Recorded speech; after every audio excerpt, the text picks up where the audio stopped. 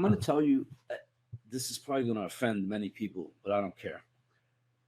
I think most cybersecurity leaders focus on the wrong things because they don't know any better. So it's partly their fault and it's partly not. The reality of your corporate identity and your personal identities is now totally blurred. And you have to come to terms with that reality. What does good look like? Good looks like your incident response capabilities shrinking and your resilience capabilities growing. That's what good looks like. Now, there's a price to pay for that, literally a price, because for you to be truly resilient, it's expensive. There's just no way around it. It costs money. Storytelling is an essential part of the soft skill toolkit. If you can weave or narrate a story around those metrics, you have a far more effective chance of getting your message across. I've made all the mistakes that you can make in this industry. And I'm not ashamed of it. I think that's part of your growth journey, right? That's kind of what I bring to the table. And I think that's what's valuable from that VC experience. The startup world is fascinating to me because there's no room for fluff. Like large corporations have buffers, right? They probably have accrued cash over N years. And so there's always, there's room for mistakes and whatever. There's that gray area. In the startup world, there is none of that. You're either making money or you're not. It's a simple formula. So obviously, part of my background was extracting information out of people. I'll say it that way. Probably the least developed skill that I've seen is the ability to read a room or read human reactions. This is the Secure CyberConnect podcast with Jay Adamson and Warren Atkinson, where we're joined by information, cybersecurity, technology, and talent acquisition professionals who share their journeys, unique perspectives, and offer advice and guidance. Our topics on this episode will be from CISO to CEO, the identity, risk intelligence, deception, and VC playbook. Today we're thrilled to be joined by Andreu. With over 30 years experience in technology and cybersecurity, and with over 20 years of that as a leader, managing globally dispersed teams ranging in size up to over 300, Andreu is a distinguished award-winning 4-time CISO with a career spanning across federal law enforcement, media, medical and industrial sectors, demonstrating both corporate leadership and entrepreneurial success by delivering business-aligned security solutions and programs. As the acclaimed author of the CISO Playbook and advisor to ForgePoint Capital, Andreu is known for being passionate about sharing real-world strategies to elevate cyber resilience at executive level. Andreu is also directly responsible for the invention, design and engineering of a commercially sold cybersecurity products, including taking startups from zero to successful exits.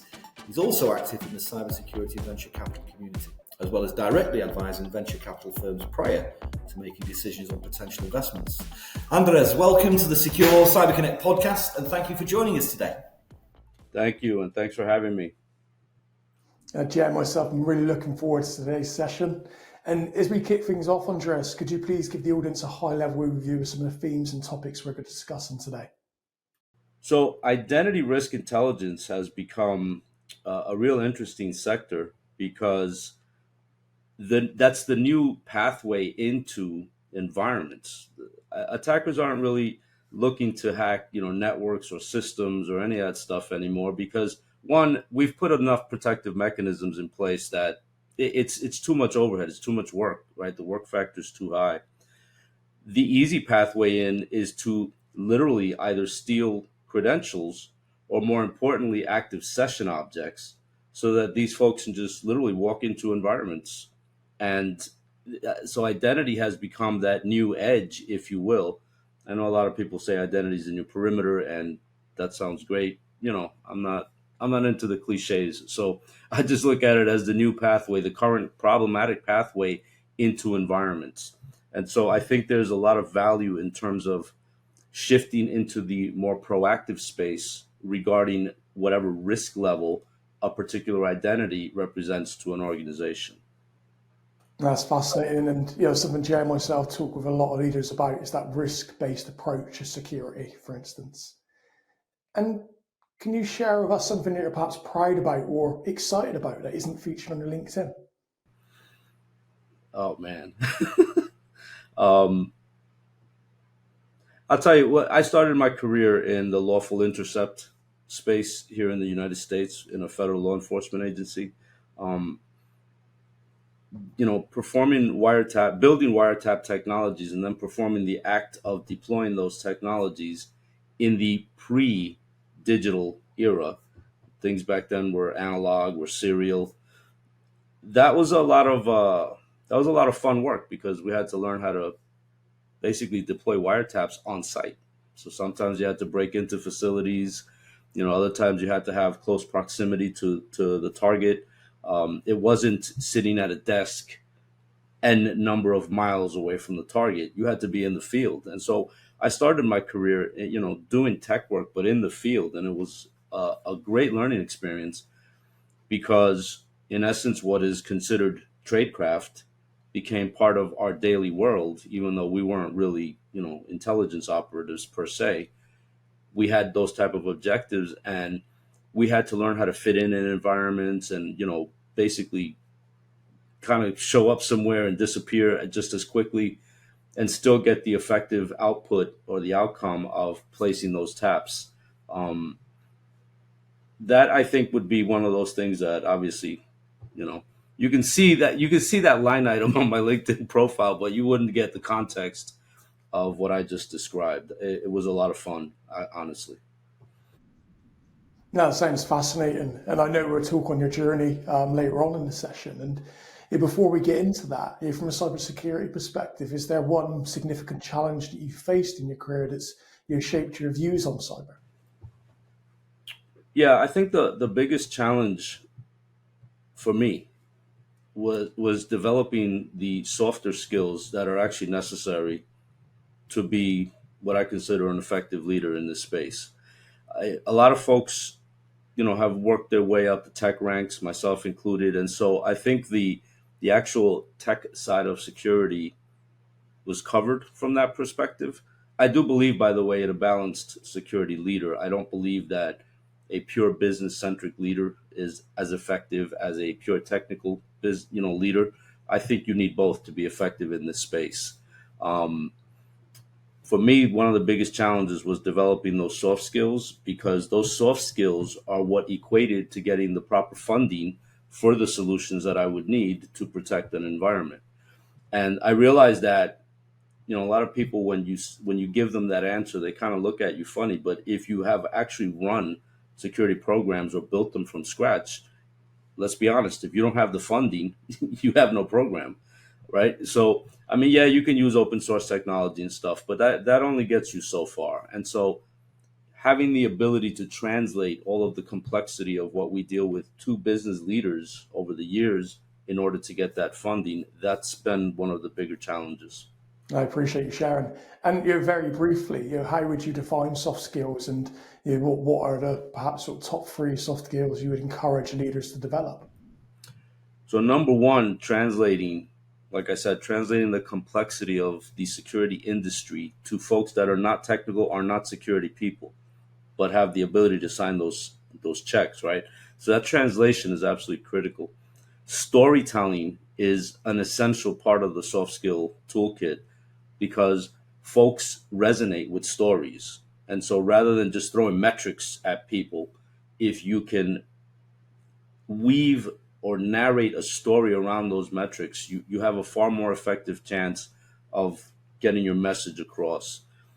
And three, I think the probably the least developed skill I've seen out there, and I just shared something with you of my background. So obviously, part of my background was extracting information out of people. I'll say it that way. Probably the least developed skill that I've seen is the ability to read a room or read human reactions to things. And without that ability, it's kind of hard to lead, and it's kind of hard to shift the direction of a conversation when necessary because you have to do that on the fly sometimes. And by the way, that's what sucks about these kind of meetings because I can only see from here up on you guys, right? I don't see it. If I say something that strikes you and your legs start shaking, I can't see that, right? So it puts me at a disadvantage. I like the interpersonal, exchanges because it gives me the ability to say, okay, this resonated, this didn't, I think those are some of the more important skills leaders need to develop. So, talking a little bit about your career journey and leading on from that, we've touched on the fact that you've come from federal law enforcement into cybersecurity leadership. What were some of the more pivotal experiences along the way, and I suppose leading up to your current role as a COO at Constella Intelligence? Just talk us through some of them, if you'd be so kind. Sure. One of the first ones was leaving the government and going into basically the private sector, the corporate world. That was a shock because I used to think the government was political till I got to a large corporation. Then I started to learn what real, politics, corporate politics were. And I got to tell you, till today, I still miss the mission orientation that we had when I worked in the government, because whether we got along or not or none of that mattered. The mission mattered, and generally speaking, the teams I worked with awesome teams that were all highly focused on the mission. In the corporate world, that's touch and go, because there's some people that are just there to look out for themselves. They don't care about the mission, and that's human nature. But in the government, I distinctly recall that feeling of, okay, we're all here to accomplish this outcome, this mission. So I definitely miss that. Getting used to not having that and still being operational, still pursuing, productivity. That was a big pivotal stage for me. I think another one was learning what leadership really meant, because, when you come out of governmental environments, you think leadership means just kind of yelling, barking orders out and stuff like that, because those environments are generally like that. That doesn't work in the corporate world. In the corporate world, it's more about motivating people to get stuff done and influencing leadership to give you what you need. And those, that goes back to some of the softer skills. You can't just use your position as an authoritative mechanism. You have to interact with folks to extract what you're after. That was another big kind of phase, if you will, right? Pivot for me. Once I realized that leadership depended on all these skills that at the time, to be totally frank, I did not have, because I came from that world where, chain of command mattered.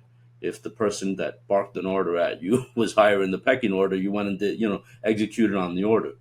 In the corporate world, that doesn't work. And just taking on from that, you in your own book, the CISO Playbook, what's maybe one key insight that you find often surprises CISOs and maybe reshapes their way that they go about approaching their own leadership? I find the lack of financial literacy in the CISO roles to be the most concerning.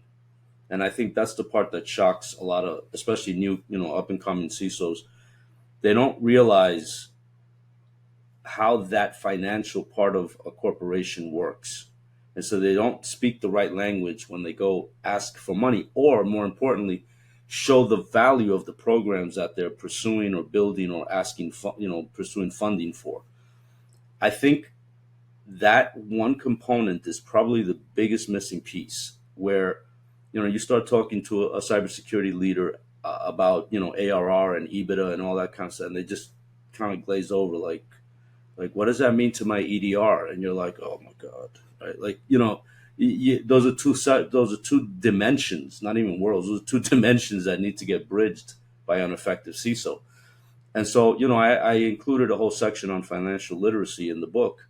Now, if you couple that with what you have to do on your way in when you're interviewing, that's another big missing piece in the industry, because a lot of folks that go for cybersecurity leadership roles do not scrutinize the interviewers the way they should, and they end up in these positions in these companies where 6 months later it's a mistake, right?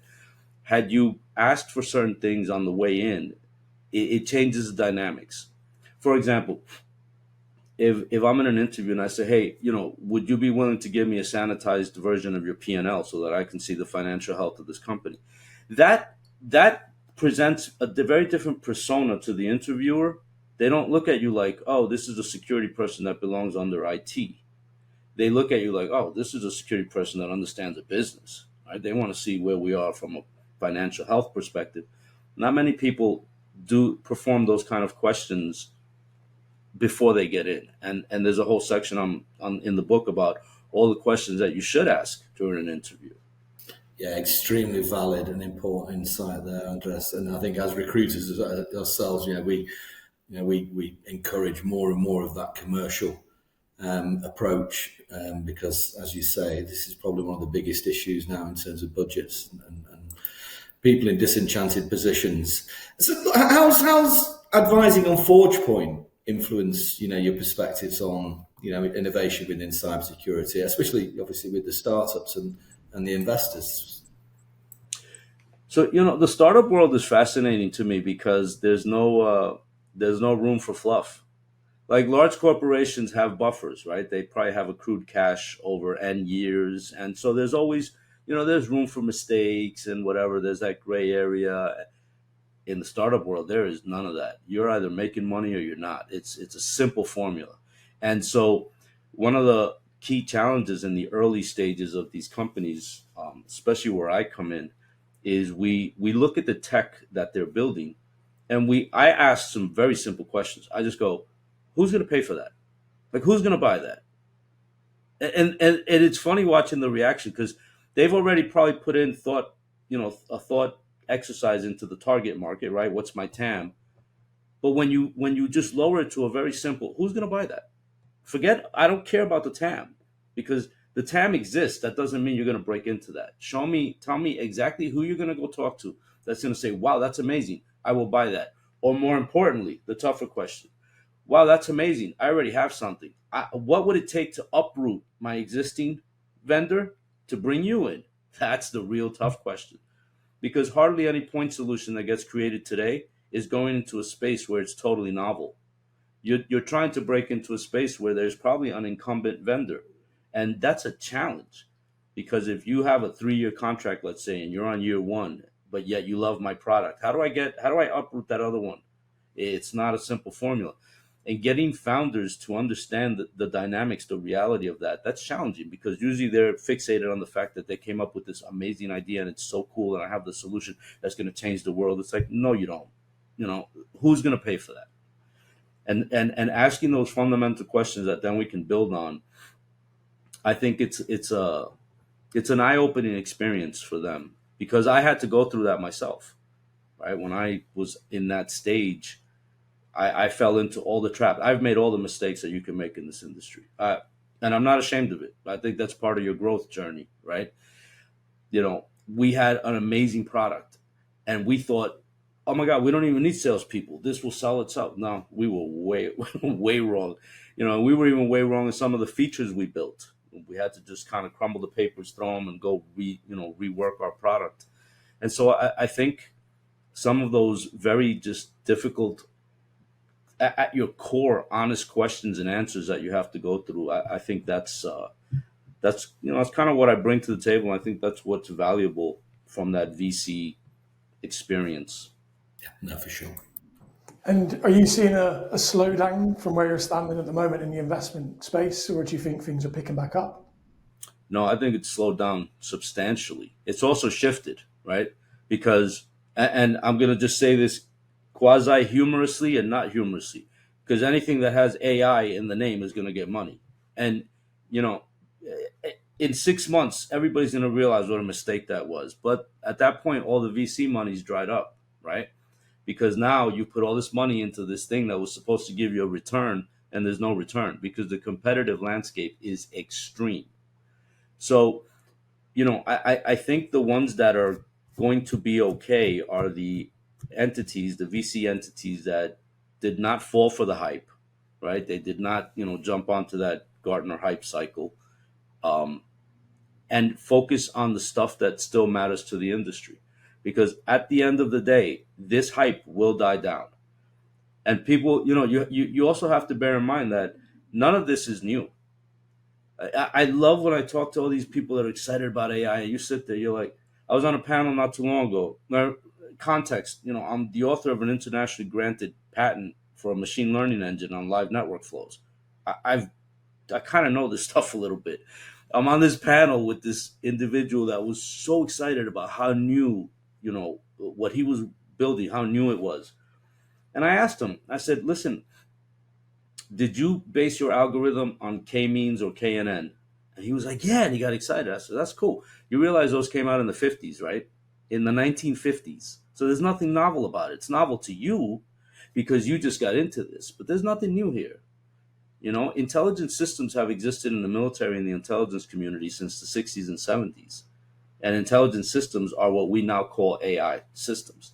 So, if you've been around long enough, you don't fall for the hype. Investor hype feels like the dot-com bubble all over again. All over again. And that burst, if you recall. Absolutely. Most definitely. And look, I appreciate you've got your own network of peers, security, CISOs. You've worked with a number of different teams across the globe. And I appreciate that you go to a lot of events, as you mentioned earlier, you're a regular speaker, so you're more than likely exposed to frustrations and challenges that your peers are facing. So very briefly, what would those top 2 or top 3 frustrations amongst security leaders look like right now, and how can organizations or individuals perhaps overcome those? I think the biggest frustration, I'll focus on corporate CISOs, okay, not like field CISOs. But I think the biggest frustration corporate CISOs are facing right now is the realization that cybersecurity awareness training is ineffective. It's a failure, and it's an expensive failure because they've put many years into building those programs, a lot of money into the solutions, and people are still making the mistakes that they shouldn't make. You cannot change human nature in a short period of time. I'm sorry. It's what we've attempted to do. We've tried to make the non-paranoid paranoid. And let's be honest, in this digital world, in this digital landscape, if you're not paranoid to an extent, you will fall prey to cybercrime. It is inevitable. And so you cannot expect the fact that you go through a periodic training, to mold that human behavior into a person that, for example, lives in the world of paranoia, like me. That's just unrealistic. And there are now statistical reports out proving the ineffectiveness of those programs. And I think it frustrates CISOs because they feel like they're fighting a non-winnable battle. And to an extent, they're right. So I think that's number one. I just spoke at 3 events last week, literally across 2 cities here in the US.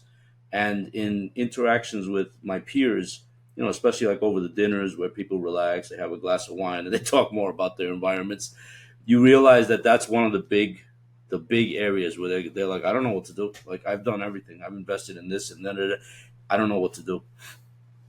So that's a big source of frustration. I think the other one is the ambiguous future that they see, because let's just be real. A lot of people in the CISO role are truly not technologists. And now they're up against areas of technology that they just don't understand and they don't know what to do. So when you start talking about, true AI impact on, cybercrime and stuff like that, you talk about quantum technologies that could attack your encrypted data and stuff like that. These people, they're at the mercy of what they read because they don't understand technology. And so I think that's causing a lot of, honestly, a little bit of doubt and lack of confidence in a lot of leaders because they just don't know what's coming. Especially when you do come from that world and you start explaining some stuff to them. Like, for instance, I was telling a CISO at dinner literally last week, I said, because he was like, we have really strongly encrypted stuff. So how real is the quantum threat to me? I said, the quantum threat today may not seem real, but if somebody is grabbing all of your encrypted material and storing it, the day they do have quantum capabilities, then your stuff will not hold up. So you have to protect it right now as if it's, as if the quantum threat is real today.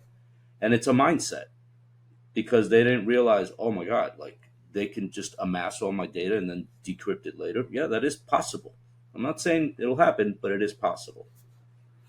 And for those that are listening that perhaps in the role of field CISO or even fractional CISO, what are some of the frustrations you're seeing there amongst those sort of peers?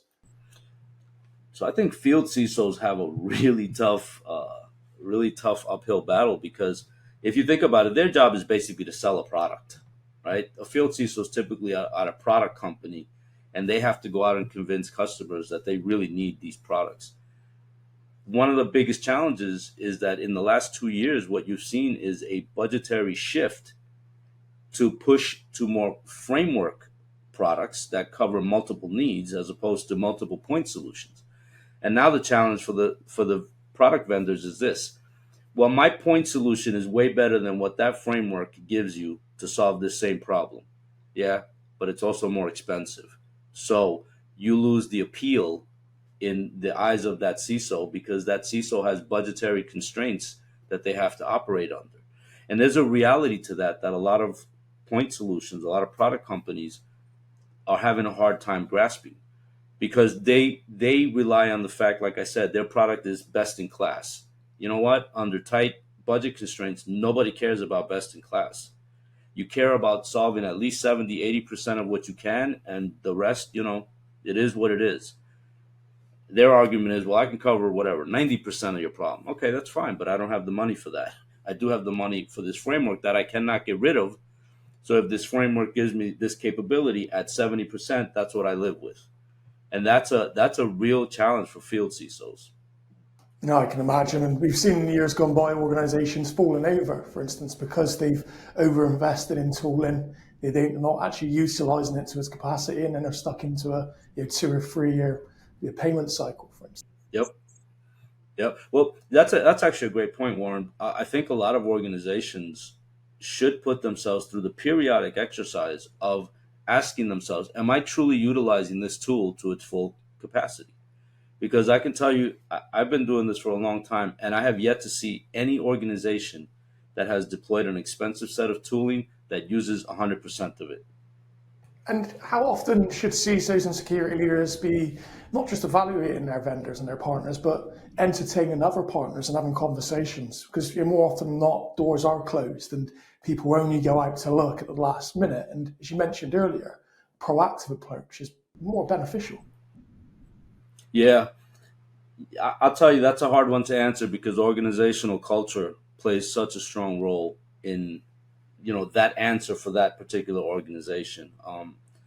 Like, for instance, if you do business with an organization that's, let's say, 100 plus years old, I guarantee you they're not agile, they're not nimble, they're not moving fast, right? And so I can't say, oh, they should do it monthly, because that's just unrealistic. In those organizations, you try to do a project that should take 3 weeks, it takes 3 years. And they're okay with that. That is the pace they like to move at. Fast forward to, let's say, a fintech organization that is on the bleeding edge of financial transactions. They should be doing it at a real aggressive cadence, because they have direct benefit, or they can get direct benefit from these bleeding edge solutions that they're considering, because they can't fall behind. That older, slower corporation doesn't really care. Their business is not going to get impacted so negatively based on the fact that they don't have the latest and greatest tool sets. No, I appreciate you sharing. And look, we understand that no organization can be 100% secure. It's about being proactive and how you react in these times of crisis or perhaps business interruption, for instance. So from where you're standing, across the board, what aspirations do you commonly hear from security leaders that are looking to evolve their programs and teams? Where do they want to be? Not ideally, but what does good look like? Good looks like your incident response capabilities shrinking and your resilience capabilities growing. That's what good looks like. Now, there's a price to pay for that, literally a price, because for you to be truly resilient, it's expensive. There's just no way around it. It costs money. Like, for instance, if I'm spending whatever, 200 grand a month on AWS in one region, well, now if I want to replicate that out to another region and have true redundancy, guess what that's going to cost me? It is more likely close to a times 2 factor than anything else. Do we have the money for that? Because that's what it means. That's one of the factors, I should say, of resilience, right? That I can unequivocally continue my business functions in the face of a negatively impacting event. But what happens when you can't afford that? Then the resilience drops, right? And then your IR program still has to have a lot of teeth because things are going to happen, and you need to be able to respond in an agile, quick fashion. I also think from a proactivity perspective, you have to understand when I say proactive, I don't just mean proactive in terms of deploying the right tooling. That is being proactive. But being proactive is also performing analytics on your organization, for example, in terms of how much cash do I need on hand in the face of a ransomware event. Because corporate insurance policies will not cover 100%. Let's just be upfront about this. I don't care what the policy says. They always have loopholes because they're in the business of making money. So they will cover some percentage, but you'll still be left with the delta. Do we have enough cash on hand? Those kind of proactive questions at a business level that you as a security leader have to drive. You have to drive that because finance people don't think that way, right? They don't think, oh, I need a $15 million buffer sitting there in case I get ransomed. You have to bring that to their attention. That to me is part of being proactive as a security leader. No, I appreciate you sharing. And we often look at Horizon Solutions. We've had a number of guests that shared their thoughts in terms of the challenges that are in front of us and solutions that can help enable businesses. So from where you're standing, and your vantage point, are there any areas within cybersecurity that are underserved and ripe for innovation and investment at the moment? Yeah, I'm a stickler for encryption. Having come from the intercept world, I understand the value of actually encrypting data, not volumes, because that's a huge mistake people make. You ask them, is your data encrypted at rest? Yeah, of course. And then you look, and it's AWS encryption where they checked off the volume, not the data. So I'm talking about native data encryption, migrating whatever you have right now from a tech perspective to quantum safe, right, post quantum safe algorithms, so that you are ready for that quantum threat when it becomes real. I think that's an area that is underinvested in because it's extremely difficult to pursue. Everybody's trying to pursue the easy stuff, right? Cloud configurations and cloud security. That stuff is relatively straightforward. We've been doing it long enough. Encryption is a very devious field because most people do not understand. They're not mathematicians. They don't understand encryption, right? They think they do. You hear a lot of security leaders talk about, well, we do AES. Okay, what the hell does that mean? Explain it to me. And they can't because they've just caught on to the buzzword of the fact they use, NIST's latest and greatest algorithm, certified algorithm, I should say. I think that's an area that we need to focus on because to me, that is probably one of the more terrifying areas of threat for the future. Because if you have amassed my data and I am using non-quantum safe algorithms today, my data is not safe. You already have it. That's some brilliant points. And to our audience, if you're listening and encryption is a challenge that you're facing and you feel that it's a challenge that we should be addressing more of, make sure you hit the like button. To talk a bit more about that adversarial mindset, in terms of thinking like your opponent, using tactics that are typically found in red teaming and cybersecurity strategies in general. How do you define an adversarial mindset, and why is adopting it so critical for all modern security teams? So I'll shamelessly tell you that is my new book, and it's almost done. I'm on the last chapter. Because I feel that is another absolutely critical point. Here's the reality of most CISOs' lives. They fight an enemy that they've never met. It's an imaginary adversary. They have no idea what the adversary looks like, talks like, smells like, nothing. They've never actually met an adversary. And so they push their protective stances based on what industry analysts tell them. Let's just be honest. Most CISOs look at the Gartner Magic Quadrants and make decisions based on that. Let's just be upfront, right? My contention here is that if you understood how the adversarial landscape sees your environment, you'll realize that certain adversarial groups don't care about your organization. So focus on the ones that do. That means you have to understand their mindset, their TTPs, how they operate, all that stuff. It's very similar to being in law enforcement. You cannot be effective in law enforcement unless you understand the criminal mind to some extent. They're not imaginary. You're going to put handcuffs on them one day. They're not imaginary. CISOs live in a world of imagination. These opponents that may or may not exist. Because you think about it, when they go sell a program to try to get funding, they're talking about stuff that may happen. This could happen to us. We have to be ready. Well, hell, you never actually sat down with these folks and figured out whether they'd be really motivated to come after you. Let's be honest. You think nation state actors are going to go after just any enterprise? No, they're very strategic in the ones they pick. There's an expected outcome. And so when you start to understand the different mindsets, it shapes the way you approach building your programs. Like, for example, there's the digital drift theory. And the digital drift theory I find fascinating because if you meet enough attackers, you start to realize that there's something to that.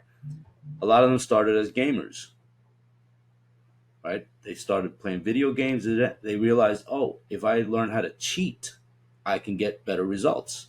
So step one, they are technically savvy enough to figure out how to create cheats for the game. Now, all of a sudden, their results exponentially grow without much effort. They go, wow, this is pretty cool. That was easy. And they start drifting into, okay, wait a minute. If I do something similar here, I can actually make money online nefariously. But in their head, who cares? There's not a cop on the corner that's going to put handcuffs on them because the internet abstracts, their physical reality, right? So there's not that fear of law enforcement directly in your face. And they start drifting into this world of cybercrime. And all it takes is one incident where you make some easy money and you're hooked. And all of a sudden, all bets are off. You're a cyber criminal. And let's just be honest, there's money in this. There is. If you're a cyber criminal and you're pretty good, you can make money. So it's a hard argument, especially in lower income countries where they are still technically savvy. I have been in these places. It is very difficult to argue with these young people to say, no, stick to an honest job, where they go, in an honest job, I can make whatever, $400 a month. I can make $400 a day doing this other stuff. How do you argue that? It's the age-old story, I guess, Andres. Just like crime, right? Traditional crime. And look, let's talk a little bit about deception technology. For those of our audience that are less informed, this is basically turning your own environment into a kind of sensor. By doing this, essentially encouraging attackers to reveal themselves. And I guess the hope is that if done well, this increases your observation techniques and significantly shortens that attacker's sort of dwell time, if you will. What are the initial practical steps that organizations should be taking to implement deception engineering effectively? So see, now you're hitting the topic I love. I'm such a fan of deception technologies. So I think the easiest way to break in are basically files with canaries in them, right? And those are not difficult to create. So for example, I could create a Microsoft Word file that can literally trigger an HTTP call to something that I control whenever somebody opens it. And so if I name it, whatever, financials 2025, somebody breaks into an environment, they go, wow, that's interesting. Boom, they open it. I get notified that somebody opened it. I also get a bunch of metadata from that action that tells me where they're coming from and all, Now, yeah, you can spoof all that. I understand both sides, so I don't fall prey to the obvious, but you do get some valuable information. The key part is somebody opened a file that they should not have. So clearly there's somebody in my environment that should not be here or is doing things that they should not be doing. Because you could be an employee that's curious and, oh, wow, what's this, right?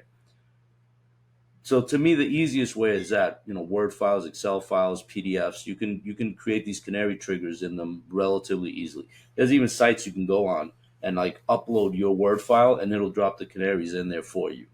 So that's the easiest way to stand something up.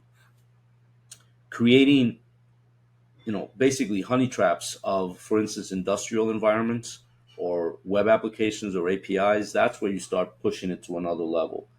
And you get just as much value, if not more. Because, for example, if I create a honeypot that is an HMI that interfaces with an industrial control system, that's not something that just any arbitrary actor is going to go pursue.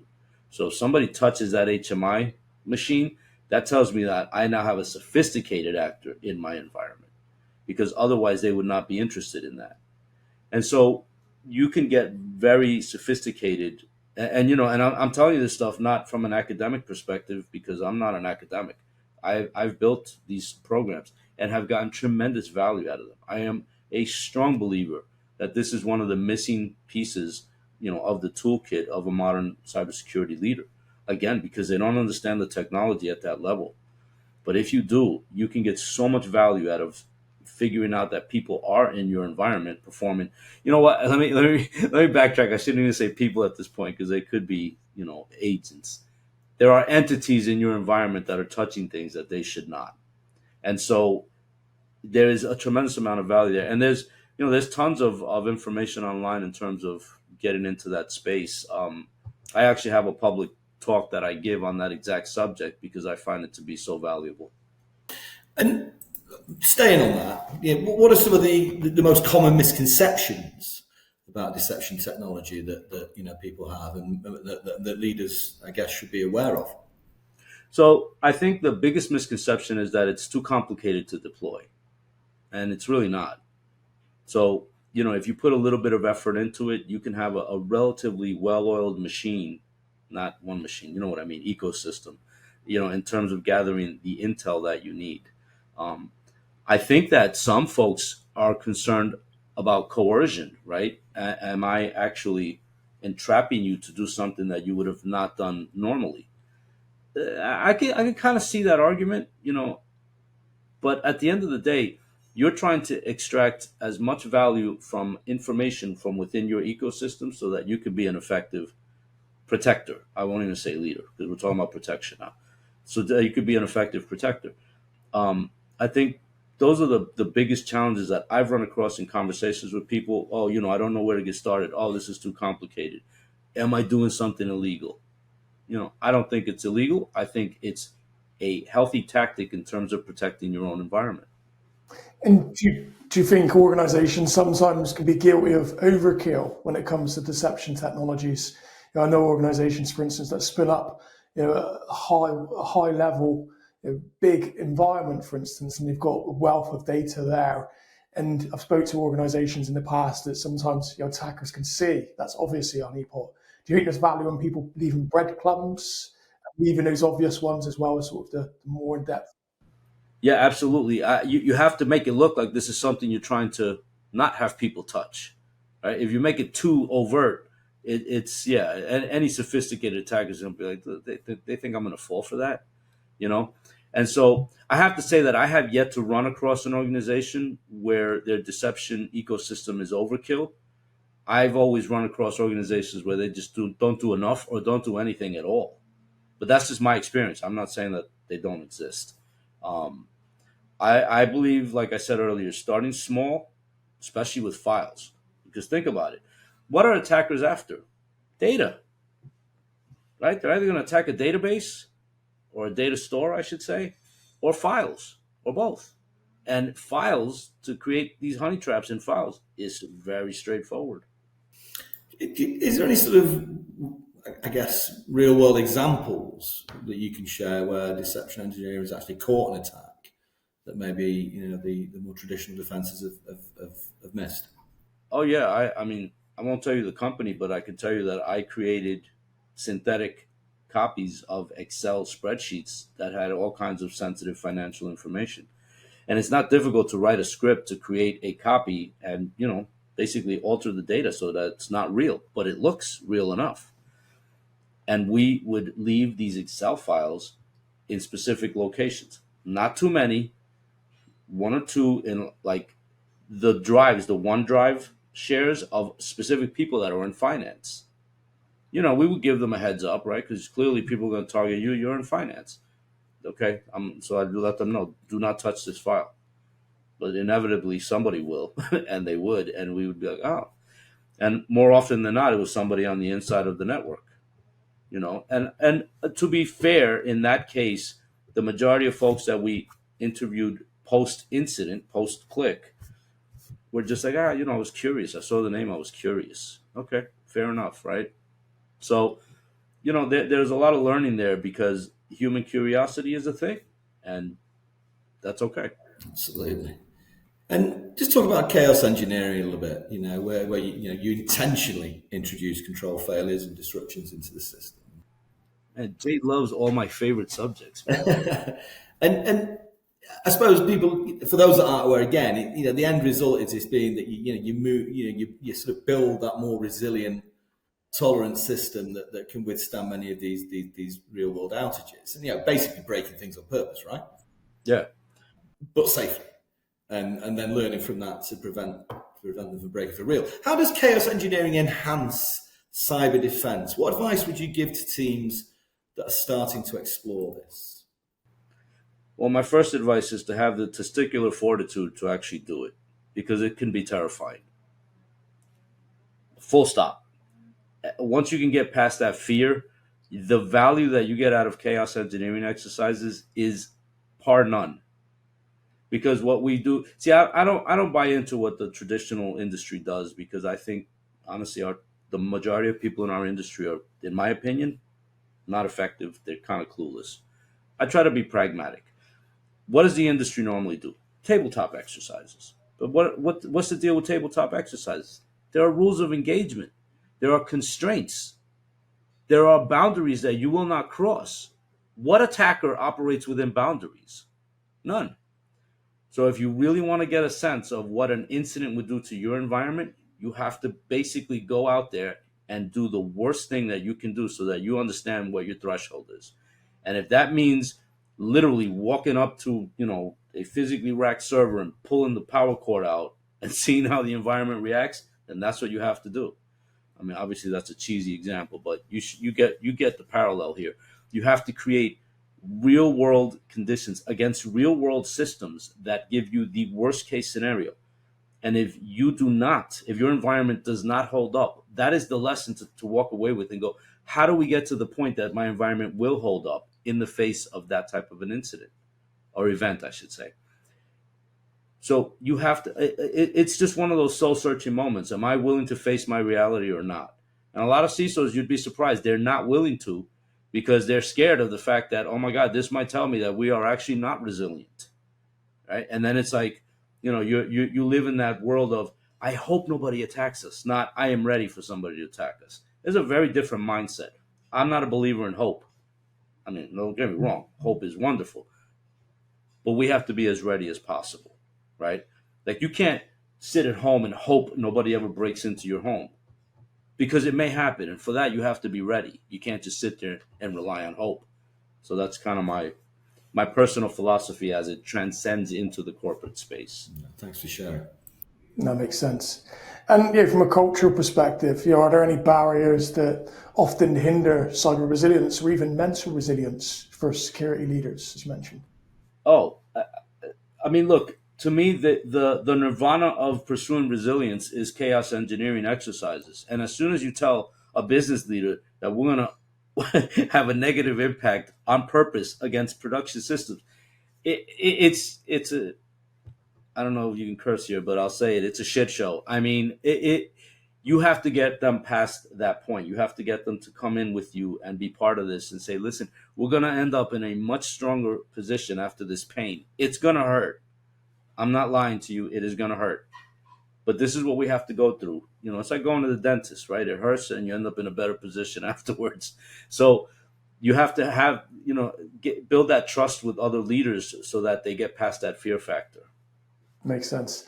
And very briefly, are there any big sort of outlandish mistakes within the cybersecurity remit that you've seen or heard of? What's been the biggest F up? I'm going to tell you, this is probably going to offend many people, but I don't care. I think most cybersecurity leaders focus on the wrong things because they don't know any better. So it's partly their fault and it's partly not. I'll give you a perfect example. Most organizations have corporate databases with customer-facing data, PII, sensitive data. That's kind of, crown jewel of the company, right? And yet they put all their money in protecting endpoints. They deploy the most expensive EDR solutions. Well, which one of those endpoints actually has any one of these full databases on them? None.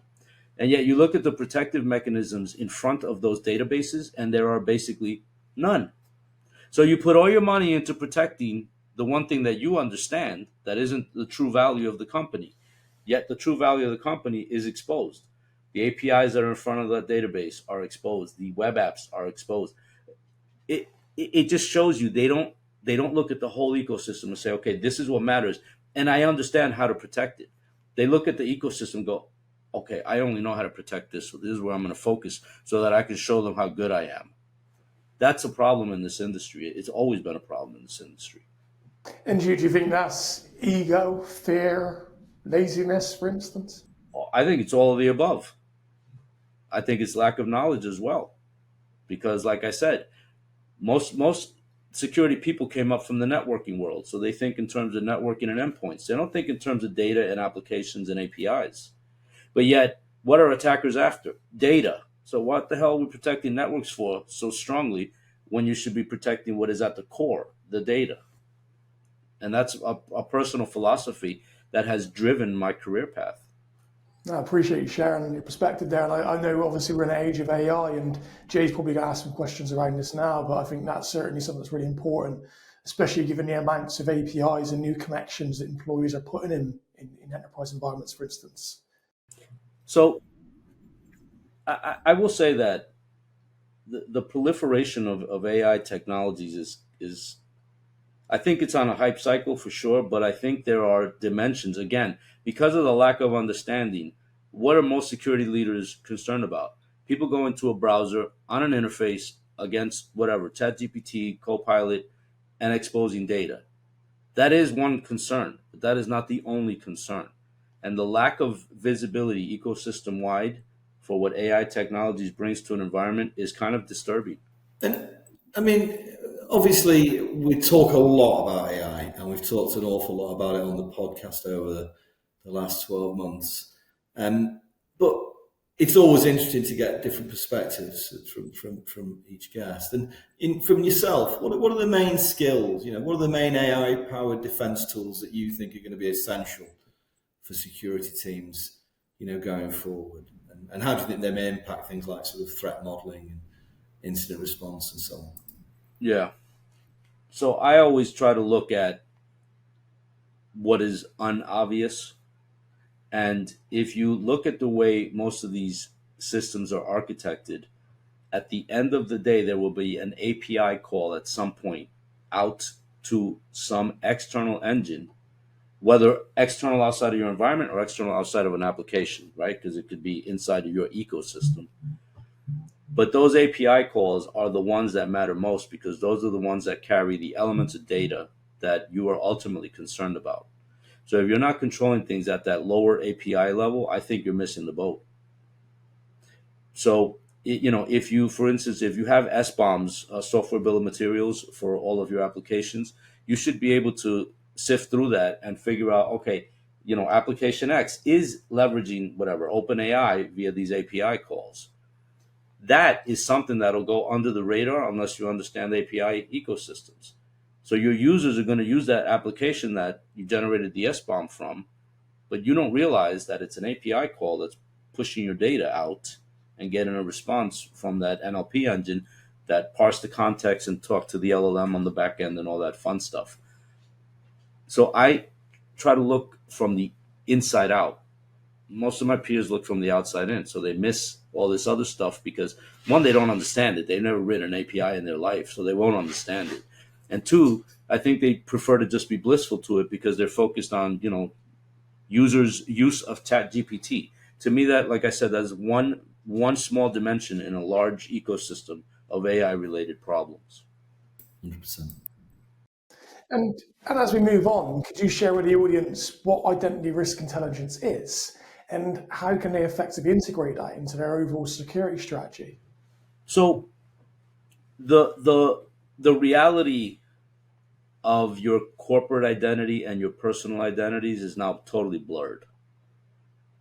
And you have to come to terms with that reality. I think a lot of corporations think that, well, whatever, J at my organization exists in Active Directory here, and that has nothing to do with J at gmail.com. Well, we have tons of data-driven proof that that is an incorrect assumption, because our data lake is massive and has been collecting breach data, dark web data, cybercrime forum data, InfoSeal data over a 17, 18 year period. So as you would imagine, it's just a massive data lake. And what we present is we can give you a risk posture in terms of a given identity by attribution. In other words, I can connect J at my organization to J at Gmail based on data-driven attribution and give you a risk posture, because J at gmail.com is just an absolute wreck. He's a gamer, he's on all these crazy sites, his data gets exposed constantly. That represents risk to your organization, even though you think, well, J at my organization doesn't. Yeah, he does. And identity risk intelligence is that bridge between all these, fused identities and what it represents to your organization. Now that, like I said, your personal and corporate life have been blurred. And to achieve maximal impact, how can business effectively integrate that? Is that something that is for enterprise clients? Is it for SMEs? Is it for all of the above? I think any entity that interfaces with identity can leverage this kind of data. Especially, think about it, especially during your onboarding, right? You're doing background checks on people.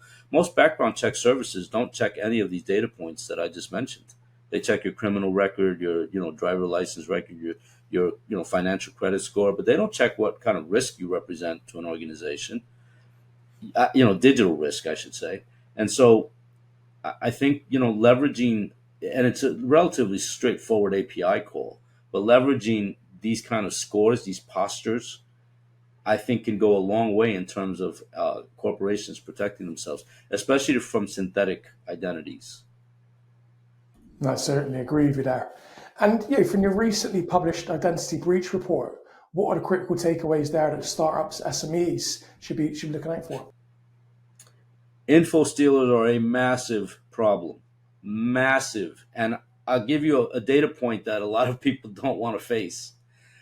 So I don't know if you guys know how info stealer logs work, but once an info stealer gets on a machine, it extracts everything that it can, including files and records of what's running on that system. Well, guess what? Most of the info stealer logs we see, and we see a lot of them, have EDR solutions in place. So clearly, you spent money on an endpoint protection solution, and that info stealer still got on there somehow. So, a lot of organizations rely on, well, I run product X for EDR, we're protected. No, you're not. Human behavior will still override the protections that, or let me not say would, can still override the protections that these softwares afford you. And are there any indicators perhaps that individuals could look out for, in terms of their own personal devices, their corporate devices, or any, flags or warning signs that you are infected? Yeah, that's where it gets tough, because a layperson, wouldn't be able to grab a PCAP off their machine to see that there's exfiltration taking place. And that's kind of the only way you can tell. Because if the EDR software has been bypassed already, kind of all bets are off. It's almost like getting, Pegasus on your phone. It's extremely difficult to detect when you have it, but once it's there, it's just exfiltrating your data at will, and there's not much you can do about it other than break your phone and start over. And I appreciate you probably can't disclose too much, but are there any solutions in sort of the public or military domain that you've heard of and our audience perhaps should be aware of? You mentioned obviously Pegasus, and I know there's a lot of other things that are going on in war zones at the moment. There's tech out there, but are there any of those out there that you want to raise awareness of, for instance? Yeah, none that I could speak of publicly, unfortunately. I mean, there are some, but it's a tough situation, especially now with end-to-end endpoint, end-to-end encryption. It makes the network level visibility challenging. So, back in the day, I would have told you, well, hell, monitor your ingress and egress traffic, and you should be able to spot, things that are of interest. That argument doesn't apply anymore. That makes sense. And going back to your investor head, obviously you're involved, you meet with a lot of founders, startups, scale-ups. What qualities really stand out for you when it comes to your founders, and what's going to make them more attractive to investors? I think if they can come with answers to those questions I mentioned earlier, like who's going to buy your product? A very simple question that is not simple to answer. If they can come ready for those kind of questions, it shows us a different level of maturity. It shows me that you've done your homework and that you've actually put time into building something that you know will be of interest to customers. Not, I'm building this because it's an amazing idea. That nobody's going to pay you for amazing ideas. I mean, maybe, but that's going to be a small percentage, right? Let's be honest. So if you have a more methodical approach where you have done your homework, and for example, if you can say, hey, listen, I validated this idea, in the field with these 3 CTOs, and they are referenceable, they will vouch for the idea. That's far more valuable than coming in here and going, whatever. I used to work for this military intelligence unit in my country. I'm brilliant, and I just solved an amazing problem. Pay for my product. Those days are over. That existed maybe 15 years ago. Now it's a very different ballgame because now the competitive landscape is extreme. And like I said earlier, budgets are tightening. So point solutions, which is what founders are building, become far more challenging to penetrate an environment as a vendor. And do you think the market's going to shift in the coming sort of 2 to 3 years? I know we've moved away from consulting services to SaaS-based products, for instance. Do you think consultancy's dying out? You've got a challenge? No, I think everything's cyclical, and I think there's proof to that cyclical nature if you study whatever the last 20, 30 years of the industry. So consulting is dying in one area, but it's picking up in another area. If you're a consultant on the AI front, you got tons of business right now. So it is always going to be something. There's always going to be a need for human involvement, human intuition, intelligence. I am a believer that AI adds a tremendous amount of value, but it's not a replacement. It is an augmentation. So I still think there will be need for consultants and such as time goes by. That's brilliant. And very briefly, could you give us a high-level review of your upcoming book? Why individuals perhaps should reach out and get a copy in the coming months? So I am convinced like I said earlier, most CISOs just have no idea what their enemies are like. And as someone who has actually sat at a dinner table with people that cannot leave their country because they're wanted everywhere else in the world, there's a reality to understanding the person behind the action. And so I think the value here is understanding the mindset and more importantly, as a leader, as a cybersecurity leader, how to take that mindset and have it inform my decisions rather than just making decisions off of, like I said, analyst reports. How can I enrich what I'm trying to do based on, oh my God, I understand, Warren and his crew will target me because whatever, they have it in for me. That should inform my defense mechanisms. Instead, right now, a lot of CISOs don't even realize that Warren and his crew are interested in their organization. That's a problem. And as we come to the sort of back end of the episode, Andres, could you maybe talk a little bit more about Constella and where you're heading, really, what the future holds for yourself in terms of your vision and purpose and so on? Yeah. So that whole identity risk intelligence space that I spoke of earlier, that's where we live. That that is bread and butter. Being an OEM player, right, an API based solution, we believe that any entity that can make an API call should be able to leverage the intelligence that we provide. And there is a reality to having N years worth of data. You can paint a picture of usage and of risk that is not hypothetical. It's not a machine learning engine making assumptions or guesses. This is data driven. So, if you've been part of 18 breaches as opposed to 3, there's a reality to that. If you have info stealers on your machine that are fresh, there's a reality to that as opposed to something that happened 6 months ago. Or what happened if you get them every month for 6 months? That shows me that your usage, your behavioral patterns are not healthy, right? So that data-driven approach is what we are offering to our customers, like I said, via APIs. So yeah, that's where we are. That's where we're continuing on our trajectory. And are there any free demos or resource that we can drop in the description for our listeners? Yeah, I mean, you just reach out to us. You can get an API key for, I don't remember how many weeks. You'd have to talk to my sales people, but you can definitely use the APIs, as a proof of concept with no restrictions, and see if there's value. Well, we encourage our listeners to check that out. I'll leave a link within the show notes, and if you find value in that, be sure to like. Well, listen, Andres, thank you so much today. Very compelling.